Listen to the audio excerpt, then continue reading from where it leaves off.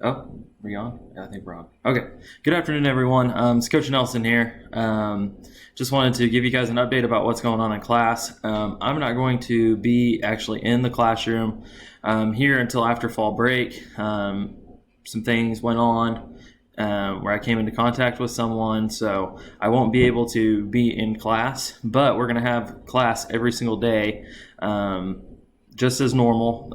We're going to have my discussions just as normal, but they'll be in the form of an ed puzzle. So you guys know how to work ed puzzle. I'll post those every single day. And also you guys will have an assignment after the ed puzzle. Okay, so and also we're going to continue with bell work. I'll make an announcement about that probably tomorrow morning. And you guys will able to be able to see that. Okay, so let's see what else we need. Just class will work. I'll be live with you guys. Either I can answer emails. We might have a Google Meet. We're going to try this ed puzzle model and have my email open for now. And let's see how this works. And then once we get kind of into this and we see if something's not working very well, we can change it and then we'll go with a different model. But for today, we're going to go ahead and I'm going to go over my Chapter 4, Section 2 presentation and also my Chapter 5, Section 1 presentation. So we're going to go ahead and I'm going to put this up on our screen. So we're going to talk first about, I know you guys went over this, but I'm going to go over it just so you guys can make sure you understand the stuff. And then come Monday, we'll go ahead and have Chapter 5, Section 2 of our presentation. Okay, so let's go ahead and get this one rolling. Okay, so this is Chapter 4, Section 2. This is covering the Louisiana Purchase. So the Louisiana Purchase is one of the most important purchases of land ever in the history of the world. Okay, it went ahead and got us the land from South Louisiana all the way up into areas of Alberta and Saskatchewan, which are provinces in Canada. But as you can see, it's in the white shaded areas. Pretty much through the middle of America. So it encompasses all of the state of Oklahoma up through Kansas, Nebraska, South Dakota, Montana, Wyoming, Denver, New Mexico, all of Arkansas, Missouri, Iowa, and parts of Minnesota. Okay, it was a very good deal at the time. We purchased it from the French. So we'll kind of get into that here in a second. Okay, let's talk about the overview. This is a picture of Napoleon Bonaparte. Okay, Napoleon was the leader of France. He led and was a very key figure to the French Revolution. Okay, the French Revolution happened a few years after the American Revolution. They were kind of intrigued about how the Americans overthrew their rulers. Okay, so France had a monarchy at this time, and Napoleon and a lot of others did not support the monarchy. So eventually they rose up in the late 1700s. Okay, Napoleon seizes power in France in 1799. Napoleon is one of the most infamous people in world history. He had he always had something on his mind, rather it was conquering someone or he didn't like people, so he was going to get rid of them. So he was kind of a bad dude. He started many wars. He lost many wars actually, but he was always in war with someone, it seemed like. Okay, so he wanted to eventually conquer the world. Okay, the French eventually got the Spanish to give up the rest of Louisiana along with New Orleans. Okay, so again, we bring up this topic of what did these colonial powers want in these colonial times? They wanted to gain land. They wanted to take over the world. So eventually France gets all of its area in the United States from Spain. Okay, the French eventually sold Louisiana to pay for their numerous wars. Sorry, I was moving my icon. So France was in numerous wars. They battled England. They tried to invade Russia. They did all of this crazy stuff. And you guys know war is not cheap. Okay, so it's not cheap. You have to pay for wars. So eventually, to pay for war costs and war debts, the French government and Napoleon decided to go ahead and sell that to the Americans. Okay. Exploring the Louisiana Purchase. Everybody's probably seen these three people throughout history. This is Meriwether Lewis, William Clark. So this is Lewis, this is Clark, and this is Sacagawea. Okay, so probably some of you guys have heard of the story of Sacagawea. Sorry about that. Much of the Louisiana Territory had never been seen by Americans. Okay, as we know, throughout the American Revolution, the 13 colonies were along which coast? They were along the Atlantic coast.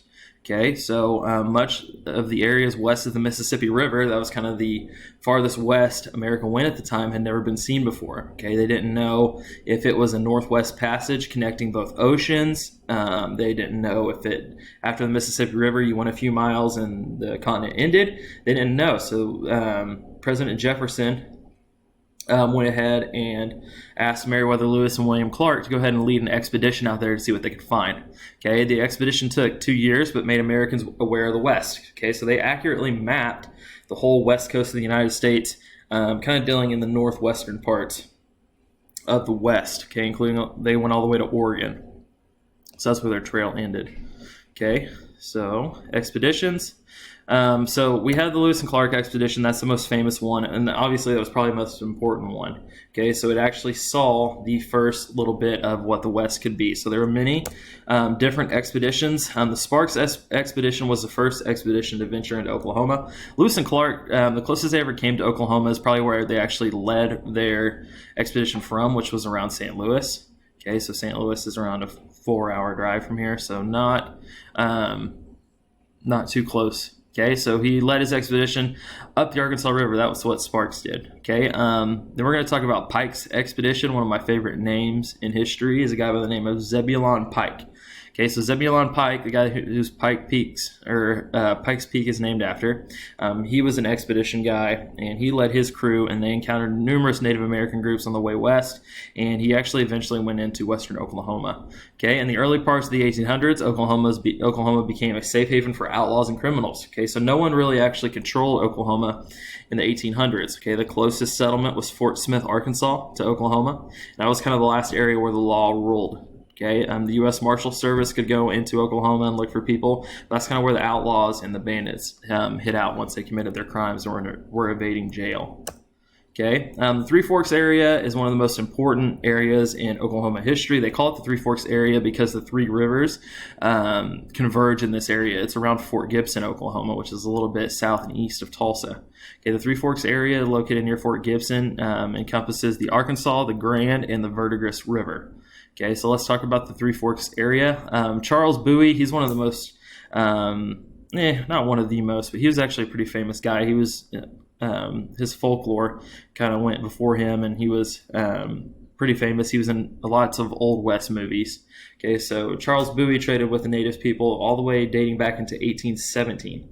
Okay, so Fort Smith, like I mentioned, was the nearest town that had a decent population. If you ever go there, Fort Smith has a National Historic Site for the offices of Judge Parker. We'll get into him once we get a little bit later into Oklahoma history.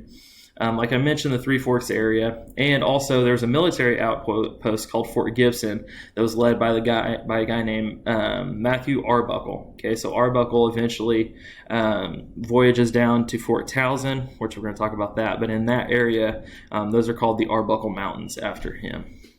Okay, so eventually when Fort Gibson was created, there was a neighboring Native American tribe. Like I had mentioned to you guys, the area around Tulsa was considered to be Osage land. So the Osage were Fort Gibson's neighbors. So every single morning when Arbuckle and his men woke up, they shot a cannon into the forest to let the Osage Native Americans know that they were there, to try to scare them off. So eventually the Osage kind of go back up and go around Tulsa and eventually go back up into Kansas. Okay, so that is Chapter 4, Section 2. Let's go ahead and go to Chapter 5, Section 1. Okay, so on the last one, we looked at the Louisiana Purchase, and this is where, this is a key point in history, kind of when Native America moves into Oklahoma. Okay, so this is Chapter 5, Section 1, which is called Treaties. Okay, so let me go ahead and present this real fast. Okay, so Chapter 5, Section 1, Treaties. We're going to start by talking about this guy. This is a picture of one of the most famous presidents in American history by the name of Andrew Jackson. Okay, we've talked about a little bit about Andrew in class. We're going to talk about how he got famous and his political career and his impact eventually on the state of Oklahoma. Okay, this is a picture of Andrew Jackson leading the Americans in the Battle of 1812. Okay, the War of 1812, excuse me. So Andrew Jackson led the American forces along with escaped prisoners, townspeople, and everything like that in the city of New Orleans, and defended that port and eventually the city against the British Armada that had docked in the bay. Okay, so they tried to come into New Orleans and try to stake a foothold in the United States, and Andrew defeats them. So that's how he kind of becomes famous in the political realms. He eventually goes on to become the governor of Tennessee. If you guys have ever seen the movie Davy Crockett, him and Davy Crockett were buddies, and they actually, Andrew Jackson was Davy Crockett's general in the armed forces. Okay, so that's how they knew each other, if you guys have ever seen that movie. Jackson believed treaties would promote American beliefs and policies to the Native Americans. So in his mind, he thought the policies and the treaties that he created, him and his government, would help the Native Americans kind of Americanize. They would become more political. They would have rights to vote. They would become normal citizens. Okay, it eventually didn't work, but that was kind of the driving force behind his ideas. Okay, let's go ahead and move on. New states. Okay, so around this time, this is when a lot of new states in the United States, especially west of the eastern seaboard, were created. Okay, so the Northwest Ordinance is pretty important. So that was the document that made the requirements for statehood. Okay, to become a state, you at least had to have 60,000 people. Okay, in today's times, 60,000 people is not a whole lot of people. Okay, even the city of Broken Arrow has more than 100,000 people. So in theory, Broken Arrow could be a state. Okay, the Northwest Ordinance does not go for today's population because there's many cities around the country that would have more than 60,000 people and become a state. Okay, in 1812, the territory of Louisiana encompassed Oklahoma and was created. So they actually named the whole area of Louisiana, purchased Louisiana in the time being. Okay, eventually Oklahoma became a part of the Missouri Territory, which was in present-day Missouri and eventually came down into Oklahoma. The territory, Oklahoma, was in the south part of the Missouri Compromise, so we'll talk about the Missouri Compromise a little bit later. But so therefore it was allowed slavery. So below the line of the Missouri Compromise is an area where you could have slaves. Okay. Early migrations. For years, numerous tribes called Oklahoma home. We've talked about our prehistoric Native American tribes and how they eventually came from the Bering Land Bridge, how they migrated into North America and to Oklahoma, where we currently are. Okay, we've talked about these tribes, and we've mentioned the Wichita and the Osage. Those were the tribes primarily around the Tulsa area. Okay, the Caddo and Comanche lived in the western parts of the states. Okay, so we've talked about the Caddo and we've talked about the Comanche quite a lot. Okay, so when we think about those groups, we think about western Oklahoma.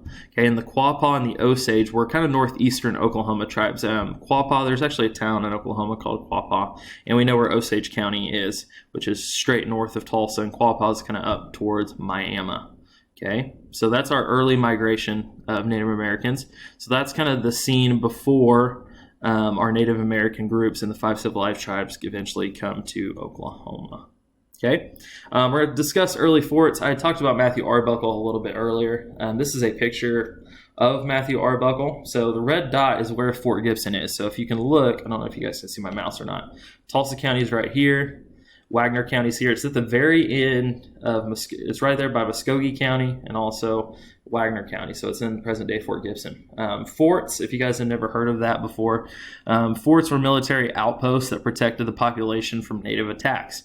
Okay, so forts were built around settlements. Okay, these forts were designed to protect settlements.